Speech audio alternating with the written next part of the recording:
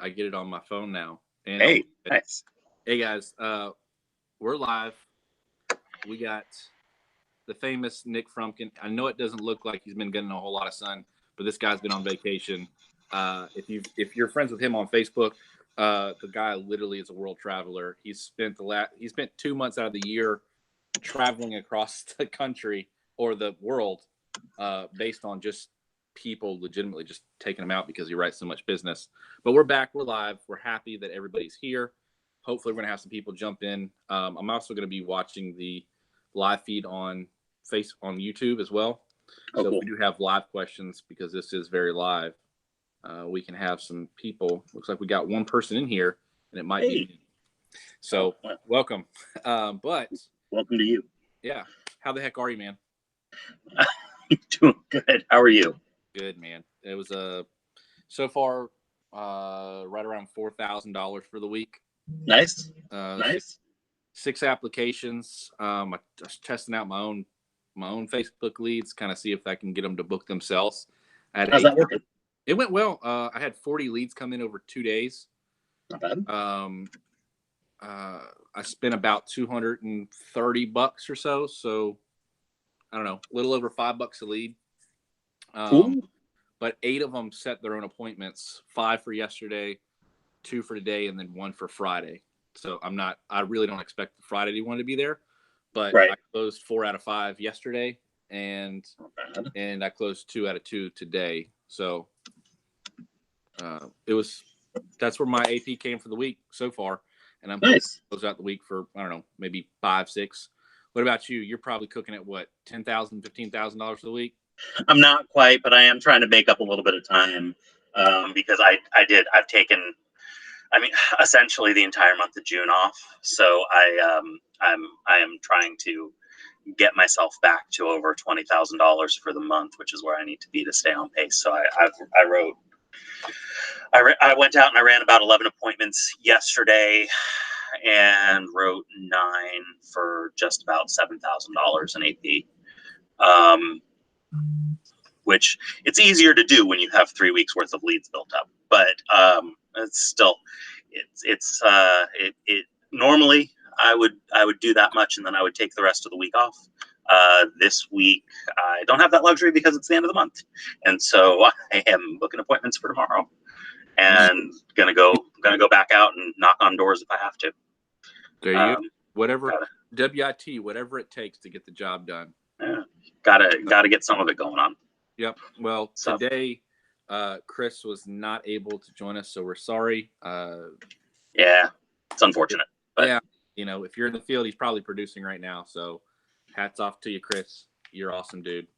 But we wanted to come live and answer a couple questions live because we had some stuff come into the email. So I'm going to jump right in, and we're going to answer these as they come. Let me see here. We had one from Brian. Thanks, Brian.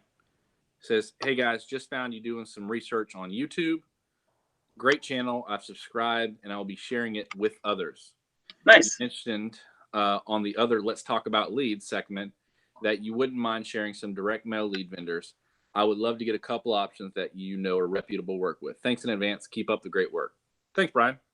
And yeah. It lets us know awesome. Because he's talked about one of our most watched videos is the Let's Talk About Leads video. Is it really? I never look at that type of analytic. That's crazy. We should do more on that. Leads is definitely always going to be the hottest topic in final expense. Yeah, well, so no, absolutely. I messaged him last night, so we're gonna talk about it. So hopefully you're watching, Brian. But let's answer that. I use Lead Concepts. Lead Concepts is good for me. Cool. I've also used Need to Lead. Mm-hmm. Very good if they have a really good price per lead option. Sometimes people like to drop per 1,000 and some people like to drop per lead. It just kind of depends on your area and what kind of return that you're getting. Yeah. I've used Need to Lead also. I like Need to Lead. I've also used the Lead Connection. I think Chris over there is a really good guy. I used him almost exclusively for 2.5 years. Isn't it Chris Ware? Is it WEIR? Yeah, I think so. Yeah. Okay. It's been a while since I've looked at his name in print, so I I don't know the spelling of that, but it's the lead. He's out of Texas, and he's a big lead house. They do a really good final expense lead. And he's really honest and straightforward, and he'll talk you through everything, and he's trustworthy. Like, you don't have to worry about him not dropping all the mail he says he's going to drop. And currently I use RGI. If you're going to use RGI, you actually have to go through an agency or IMO unless you're willing to buy 10,000 leads a week yourself, which is a lot. Yeah. So you're probably not. You probably shouldn't.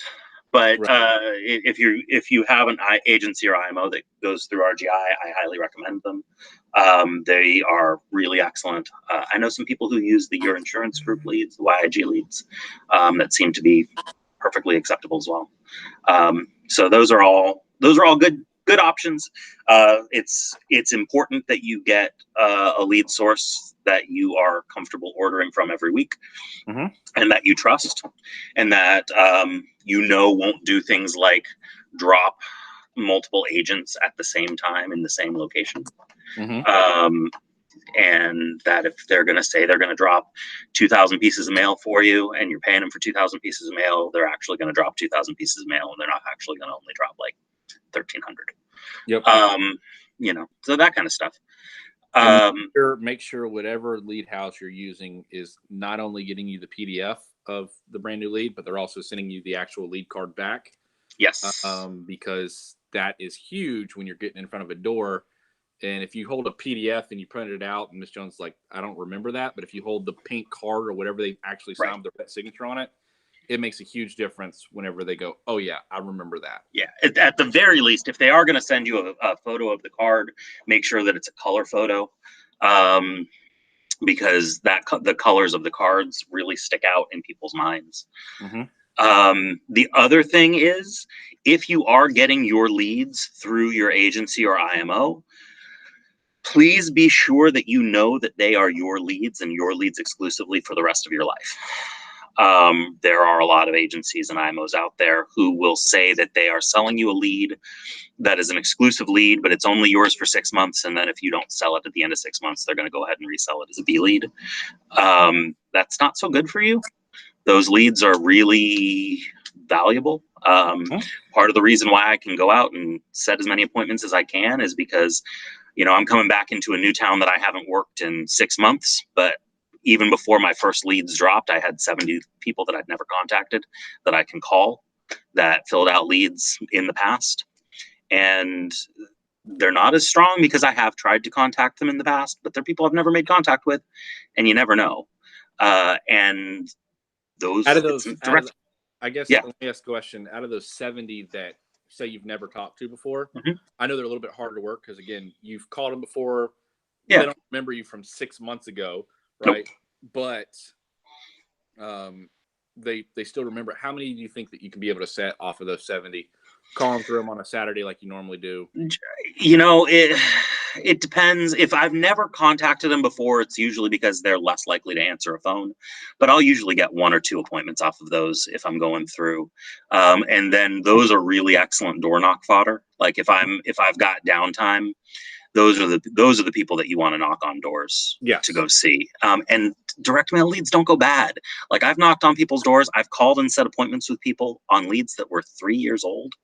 And I show up and the lead says, 2016 benefit information for Pennsylvania citizens. And they're like, oh, this was in 2016. And it's just like, yeah, we've been trying to get a hold of you. We get a lot of these. It takes a while to get them. Yeah. And I think Chris mentioned one time, and he's right. I never thought about it this way. Sometimes it's cool to work, your 6 to 8 month old leads, because Miss Jones, whenever she filled out your lead card, she filled out 3 others. Yep. And she got sold somewhere. And if you can walk behind that agent and do a lot better for your client, it's an easy sale.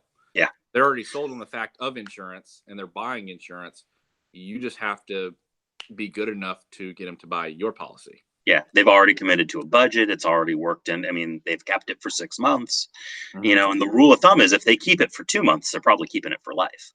If it's going to fall off, most of them are going to fall off within the first 2 months. So those are good. Yep. So thanks, Brian. That's super awesome. Thanks for watching. Thanks, Brian. I've also posted this link to one of the Facebook groups. Matt, if you are able to multitask to that level, and you can post a link to one of the other Facebook groups. You're gonna have to talk while I figure this thing out. Then. Okay, give me something to talk about. Read an email. Yeah, let me give you an email before I try to focus on that. All right, so we got 3 from Jason. Jason, I believe his last name is York, out of Florida. He said, question number 1, why does every video ever have 1 dislike? He said, who's the hater? I'll take him out for a couple DM leads. Number 2, dressing in the field. Myself, I wear a nice jeans and one of my carrier polos with the badge I made. My question is, does jewelry make a difference? I've always thought of a gold watch, necklace, or rings give off that car salesman stank or commission breath. One or the other, I think. What are some other forms of advertising that work besides social media and the obvious lead sources, i.e. t-shirts with your info, decals in your car, ? Got insurance, field stakes on medians. Number 4, if you get a no-show in halftime, what's a good way to approach neighbors professionally? Jason York. All right. So let me talk about. I think we're going to skip the one dislike on every video ever, because YouTube doesn't tell us, and anything that we would say is a guess. So we're not going to guess. We think we know, but we're not going to guess. We'll move on to question number 2, and then by the time I'm done with question number 2, maybe Matt's posted this somewhere and some people are joining us live. As far as dressing in the field, I think a company polo with an ID badge and a nice pair of jeans, dark jeans that are clean and not, distressed or anything like that. Nice pair of shoes, you're fine. I wear this watch in the field. It looks like an Orient. It is an Orient. Good call. I can sniff one out from my You also knew that. Don't tell anybody that, Chris. It's a nice looking watch. I use it mostly because I do need to tell the time, and I'm actually almost exclusively the date. I like wearing a watch. I like watches. This one doesn't feel particularly flashy. I would not feel comfortable with something that's particularly flashy in a home, but that feels like that's me. If it is something that looks good on you and it is something that you feel comfortable with, I don't think you're going to be giving off negative vibes because you are wearing nice things. It is when you are wearing things that are inauthentic. And this is where it comes down to, I feel like a lot of the misunderstanding that people have about, you shouldn't dress up in the field. Right. Comes down to people wearing suits that are inauthentic. They wear clothes that are not them. And people can tell when you're being fake.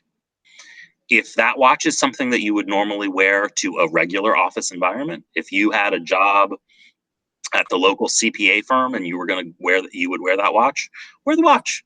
It's a good watch. Wear the watch. If you have a suit that fits you well and looks good, and if you worked as a paralegal in a lawyer's office and you would wear that suit, wear the suit. It's a professional thing. It looks good. Don't wear cheap suits. Don't buy stuff to look flashy. Don't dress up for the sake of dressing up. The idea is you want to look like a professional. You're wearing clothes that you wear because that's what you wear when you go to work. Yes. You're not wearing a costume. And if it looks like you're wearing a costume, it goes bad. It goes just as bad if you look like you're wearing a costume as it does if you're wearing cutoff jeans and flip-flops. Which is not to say that you can't sell wearing anything. You could probably show up to some people's houses wearing just your underwear and you'd still make sales. Right. But I appreciate you kind of giving me feedback while you're doing other stuff and you're clearly not listening. The clients, I'm like, yeah, I'm running a quote. I'm like, yeah, keep talking. Yeah, whatever. Right. Yeah. No, it's solid skills. So JD Easy is JD. on. He's saying what's up. Jose, what's going on, my friend? He's on there. Say hello to Jose. What's up, Jose? So thanks for joining us, guys. But yeah, I think it's just whatever makes you comfortable. Chris talked about this before too. I keep bringing Chris up for whatever reason, but it's about smart being guy. It's about being comfortable in whatever you're wearing. If a suit makes you feel better and that you're going to close more, wear the suit. If you like your watches, great, let's do it. I love watches. I'm not going to wear my gold watch that I have, but it's just too much. But I'll wear a nice watch out. I mean, nothing flashy. I've worn rings. I used to wear a lot of rings. I had 5 rings. And people would comment, and it was a talking piece to kind of divert them what I was doing, because I was trying to underwrite the person. Yeah. So it's really just about, but you made a good point too, because I posted something the other day where I was wearing, I think, the same shirt, or same shirt, different shirt, same color. Yeah. And you were like, well, if it helps you close 10% more by looking more professional, I mean, think what an extra 10% on everything that you do will be at the end of the year. It could be $30,000, $40,000, $50,000 in annualized premium, right, which is most people's income for a year. So you make a good point. But I've worn the suits, and I went out like that yesterday, just like you're dressed, not the purple shirt, but I had a shirt like that, but I had jeans and nice boots, and I looked professional. I had everything's tucked in. I looked great. I didn't have to wear it's just hot outside, so I wasn't going to dress up. I didn't need a tie. But if it makes you feel better to wear a tie, and that's what you would wear at a bank, that's what the client's going to perceive you at. If it makes you feel better, wear it. So the whole idea is you just need to look like somebody who does this for a living. Like that's at the end of the day, you need to not look like just some random guy wandering down the street, or some guy who just got hired off of a street corner to go walking around with a clipboard. Because there are those people too, and they do actually go to our people's houses and try and sell them like power or whatever. Yeah. Like those people exist. Don't look like those guys. Yeah. And JD said he also wears like carrier polos too, right? Yeah. Is it JD? Yeah. JD has told me before, and I've seen the photos of him wearing carrier polos. I think carrier polos are great. I don't like wearing polo shirts. That's me. Yeah. But carrier polos are awesome. If you've got them, wear them. Doesn't even matter if you don't plan on selling that company. I have a couple of polo shirts from companies that don't even sell final expense anymore. That I would have no problem wearing that shirt if I like wearing polos. Yep. It's do what you got to do. Just look like a professional. Sure. What are some other forms of advertising that work besides social media and the other obvious lead sources, i.e. shirts with your info, decals on your car, field stakes on medians? None of the above. Don't spend your money on that stuff. At least not if you're going to do final expense. I cannot speak to, if you're going to do Medicare, I see guys that seem to be successful wearing badges of things like going out places and wearing a badge that says, ask me about Medicare. Maybe that works. I have no idea. I've never tried it. I don't. I mean, I guess if you get 2 a month on Medicare, it adds up. It does. Absolutely. But I would, especially the first and second year, I would take whatever advertising you're thinking about spending money on and just use that on leads. Buy leads. It's going to be the best advertising you can spend your money on is direct mail leads. Yeah. Like figure out how much all of that's going to cost you, and then take that money and buy more leads. Yeah. I mean, I talked about me doing some Facebook leads this week and that they worked well, but it was only because I forgot completely to order my direct mail leads for a week. So I had a deficit where I didn't have enough leads. And so I just created my own. It was a supplement to the direct mail, but I'm always having fresh direct mail come in.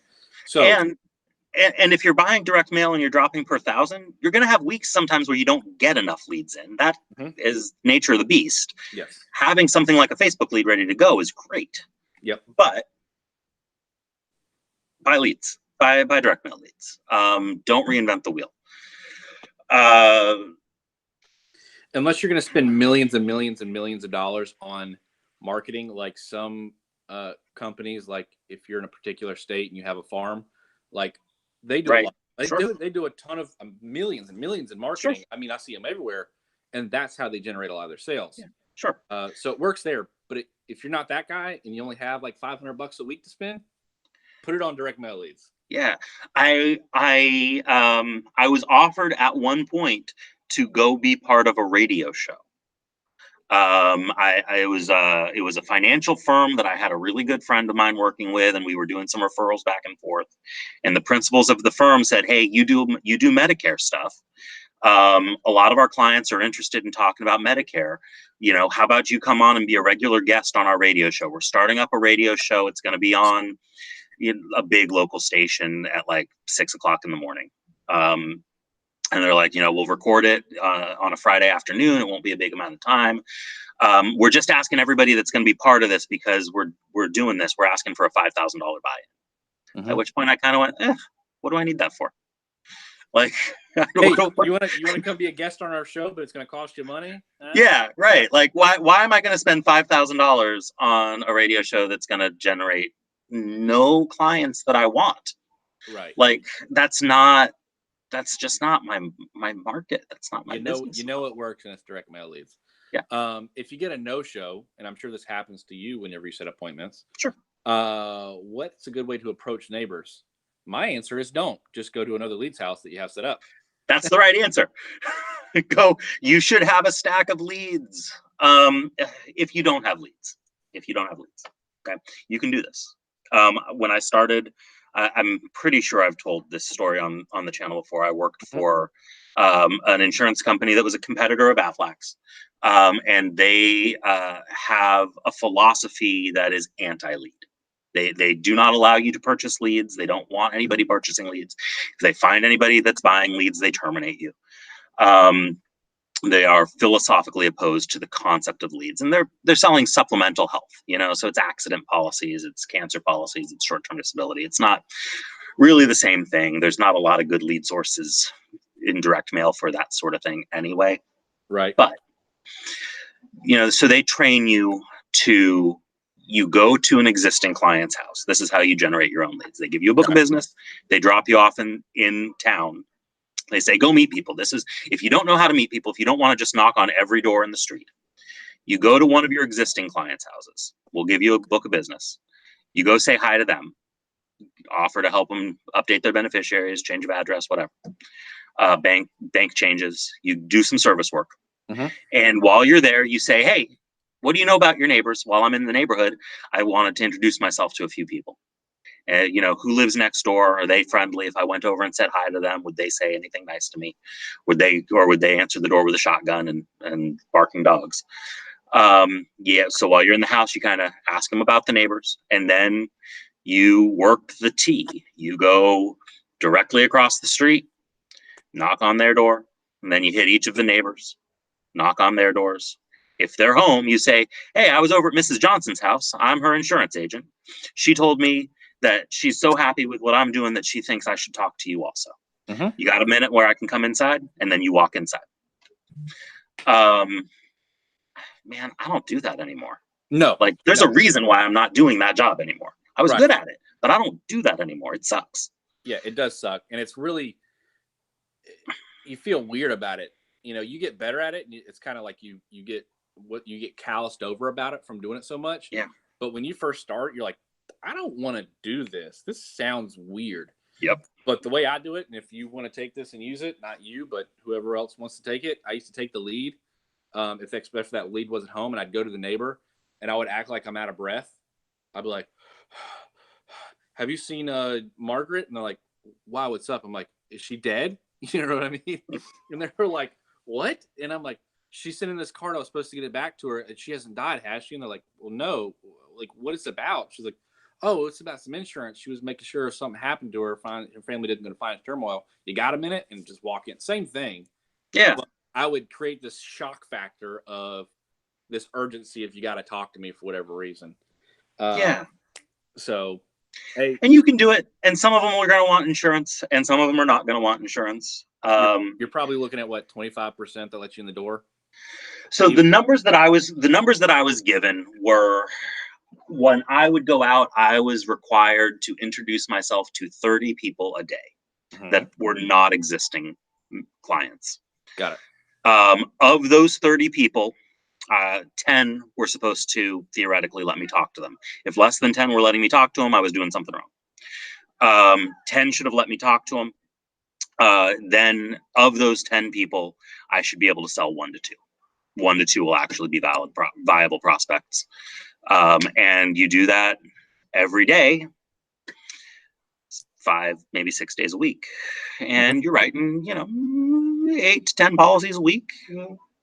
It works. It does. I mean, you can definitely make money that way. It's a lot of people, though. 30 people a day. That's a lot of people. Yeah. But if you just have leads and you have a CRM set up and someone's not home and you go, I wonder who else in this neighborhood or in the next 30 seconds over is in this. And you go, oh, I haven't seen this person before. I haven't sold them. And you just go talk to the person that is there. Yep. And you know that they want at least kind of talk to you about some insurance. So definitely just kind of make sure you have leads. So Jose says, if you're in the hood, you might get robbed if you're too nice. If you're in the hood, you might get robbed if you're too nice. Yep. I do find that I don't know. Maybe I've been doing it enough that I give off insurance man vibe, and the hood tends to look out for the insurance man because they do. You're important. Yes, they do. That's the insurance man right there. Like, what's up, man? Like, you get some street cred if you're the shirt. Right. Yeah. So like, that's helpful. Yep.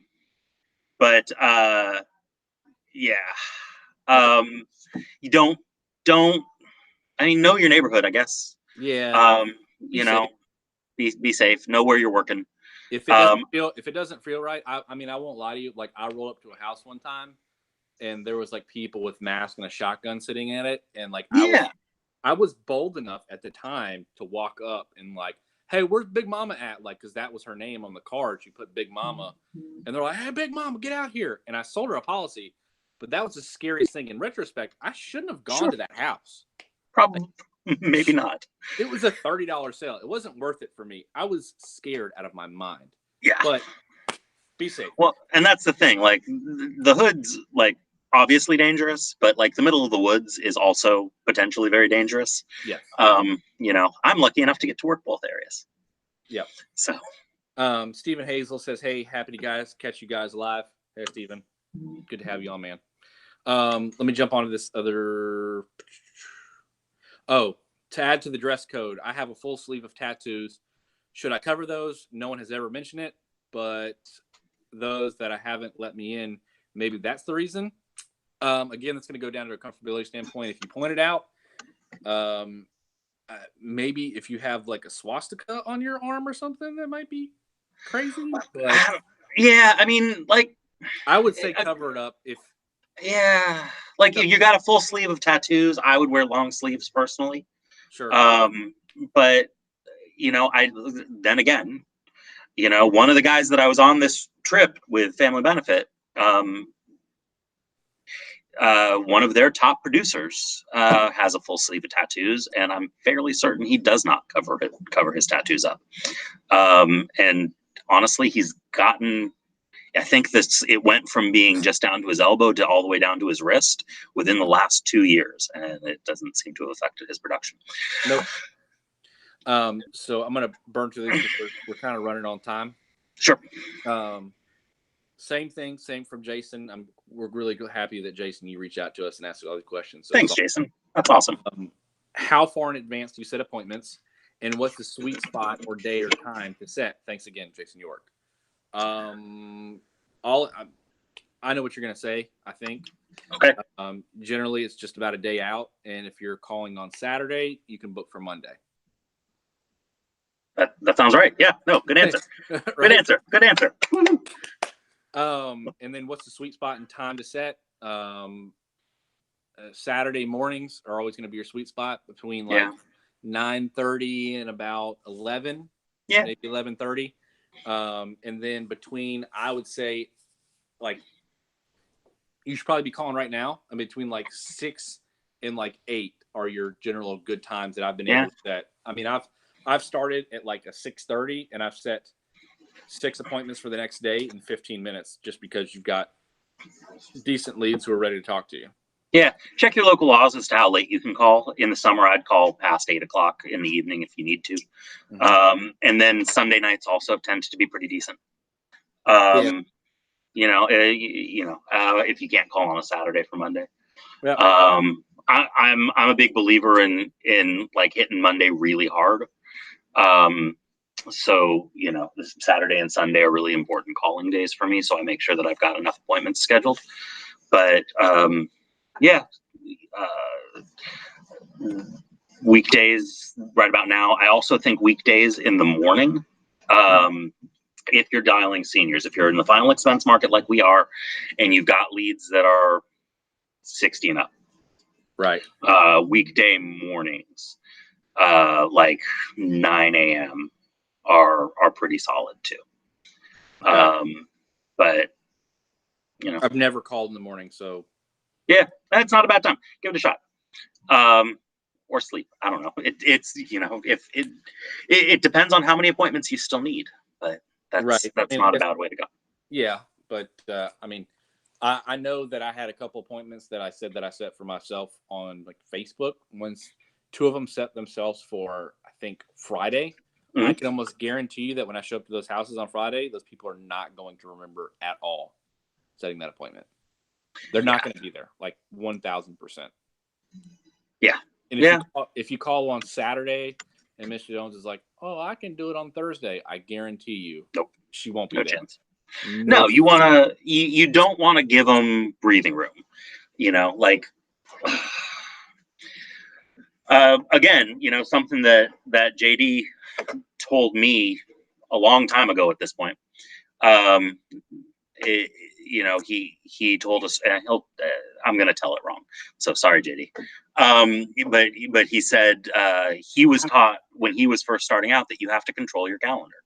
When you're calling and setting appointments, if they say, "Hey, no, I can't meet you on Monday. How about we do Wednesday?" The right response is, "No, I'm not going to be there Wednesday. I'm going to be there Monday." Yeah. So JD just literally said, "I will not set more than one day out." Yes. So, yeah. And Jose just wanted to clarify. He meant if your watch is too nice to ring or laptop, that you might get robbed. Might get robbed. You're right. Well, if you don't wear a rollie out to the hood and then go, "Hey, Miss Jones and her nephew who is 21, who's got some crazy stuff on. Here's my Rolex that costs $13,000. Yeah, my car is 2 blocks that way, and I only have the cell phone." You're gonna get robbed 1,000% of the time. But so don't be safe. Use common sense. Yeah, but yeah, JD's right. No more than a day out, and 1 day out. Yeah, 1 day out. Saturday mornings are the greatest time, and then in the evenings, and then you also said mornings. Mornings is number 3 because call as much as you can. Get all the appointments you need. Like, try not to have your listen. Unless your plan is always to be the guy that's going out and knocking on doors. If you're planning to set appointments, don't plan on a day where you're knocking on doors. I believe that setting appointments is the way to go. You should set appointments, but if you're gonna follow that philosophy that I have, do what you have to do to set the appointments that you need to set. So someone else just commented, says, "What's your approach after sending refresh letters, your headshot?" I do after my leads get a certain age and I haven't been able to talk to them, I send out a refresher letter. And I'm just like, "Hey, never got a hold of you. Here's the original card that you sent back." And then I also put a picture of me in there as well. It cost me 50 cents. Nice. So when I go out there and I knock on that door, I go, "I'm the guy," right? So they remember it. Right. But that's my thing. I try to recall that person again. I'm like, "Hey, did you get the thing in the mail with a little picture of a crazy looking white guy?" And they're like, "Yeah." I'm like, "I'm the guy." So, did you still want to talk? Right. That's my whole thing. And if I can't get a hold of them, if I'm in the area, I'll door knock. So yeah. I don't use refresh letters, but they work. I don't have that kind of time anymore, and I don't know that it's necessary personally. I don't, like I said, I don't think they go bad, but yeah, if you're going to do it, that's not a bad way. JD comment again says the only exception would be setting on Monday for Saturday, but that's the only exception. So yes. And JD also said I found a refresher letter to be a waste of time, and Matthew's a big fat idiot. I'm just kidding. He didn't say that. He said refresher letters are a waste of time. I was going to say, that doesn't sound like JD, but my gosh. No, I'm kidding. No, that's JD. But yeah, we appreciate you. We actually have 11 people watching right now. So, what? 11 people are what? Yep. He said, and he's right. They've most likely sent in another card anyways. They probably have. That's why they don't go bad. You know, I mean, you'll notice after you've been doing this long enough and you've been dropping mail in the same place long enough, you're going to start finding you have 4, 5, 6 cards coming back from the same person. Oh, well, I go back to my Facebook leads again. I saw this lady and I was like, man, this looks familiar. I plugged it into my address, and on my Google address was like a saved thing. Like I've been there before. I'm like, wait a second. I go to my CRM and I sold that lady 8 months ago. And I'm like, I called her. I'm like, what are you doing? Like, what's wrong with your insurance? She's like, nothing. I just thought, I'm just going to feel it out. I just wanted to check it out. I wanted to see if there was something better. I'm just shopping around. Okay. All right. Sure. Nope. You're good. Everything's good. See you later. Have a good one. Yeah. So yeah, they'll fill it out. And for some reason, they just think it's a way to talk to people. So they just fill it out. I'm like, I don't know. Just fill it out. And it's not always a bad thing. I mean, you'll do this long enough and you'll get cards from people that you couldn't close that you can go back and close the next time they send in a card. Do this long enough, you'll get cards back from current clients where you go out. I call everybody. I treat them as though, unless I really have a connection with a person and they send back another card, like I have a handful of clients that I talk to like once a month because they need stuff a lot. Unless it's one of those that sends back another card, and sometimes they do. I treat it like it's anybody else. Even if I recognize the name, if I know they're a client, I pretend that I don't, and I call them up and I set an appointment. I go out and I treat it like anybody else, and I get there and I say, hey, don't I know you? And they go, oh yeah. Or maybe I'll say, hey, go get your policy, and it's me, and I'll be like, hey, yeah, that's that. I got you that. Yeah, that guy sucks who sold that one. Right.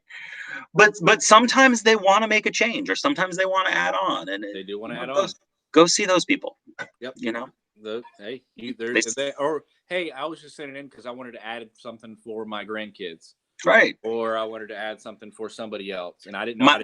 For some reason, I forgot. I lost your card. I didn't know. Yeah, I lost your card. My girlfriend needs insurance. Like that happens. Sell a policy. Yeah. See the people. Make your calls. Make your calls at a certain time. Go out there, look as professional as Nick here, and you will sell a boatload of insurance. Guys, it's been awesome. I think we're about wrapped up. It seems that have we hit all the questions? I don't want to end. Yeah, we don't have any more questions. But anybody in the chat have anything they want to talk about before we leave? Anything else? Y'all been awesome. I appreciate y'all calling or commenting on here. So super awesome to have 11 people watching at one time. Yeah, no. We are probably going to go on hiatus for a few weeks while we regroup, because this summer has just been killing us with all of the vacations and whatnot, and world problems of vacations. I know it's first world problems, guys. I'm sorry. Family Benefit did take me on a really nice trip. They first class all the way. It was really excellent. If you are planning on going on a trip, that was a really excellent one. It was as nice as KSKJ's trip. We went through Europe, through Germany, and through Bavaria in Germany, and into Vienna, and briefly at night through the Czech Republic, and then down into Hungary. It was really nice. It was great. Met a lot of people, got to meet other producers. It was excellent. But it has been taking up a lot of my time, and I need to actually, now that I've taken a solid month and a half off from actually working 1 week at a time over the course of the year, I need to actually work a little bit. Yeah. So we're probably going to take a couple weeks and regroup. I know Chris has got some stuff going on with his group that he's trying to build out that's going to take up some of his time. And Matt, you just started a new job that's taking up some of your time. So, but I expect by August, Matt, you think? For sure. For sure, if not sooner. Probably sooner than that. I'm sure we can get something recorded. We can roll out. Okay. But we'll figure it out. Don't worry, guys. We're gonna have some content for you guys rolled out for sure. But we wanted to come to you guys live because y'all are awesome. Yeah, we don't like going too long without touching base. So Yeah. we will see y'all soon. Deuces.